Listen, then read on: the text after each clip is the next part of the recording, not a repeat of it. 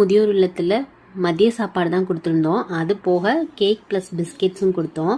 அதை கொடுத்துட்டு தம்பிக்கு எல்லாருமே பிளஸ் பண்ணாங்க. ரொம்பவே ஹாப்பியாக இருந்துச்சு.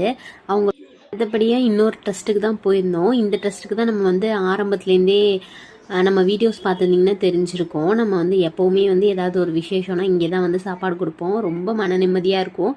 தாமரை வேலன் வந்து கன்ஃபார்ம் ஆகிறப்ப கூட எங்கள் வெட்டிங் அனிவர்சரிக்கு இங்கே தான் கொடுத்துருந்தோம்.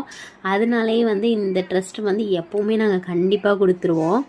அதே போல் அன்றைக்கி வந்து தம்பியோட பர்த்டே அன்றைக்கி எங்களுக்கு மதிய சாப்பாட்டுக்கோ இல்லை காலை சாப்பாட்டுக்கோ எங்களுக்கு வந்து டைம் கிடைக்கல. வேறு ஒருத்தவங்க புக் பண்ணிட்டாங்க. அதனால நாங்கள் வந்து நைட் சாப்பாடுக்கு கொடுத்துட்டோம்.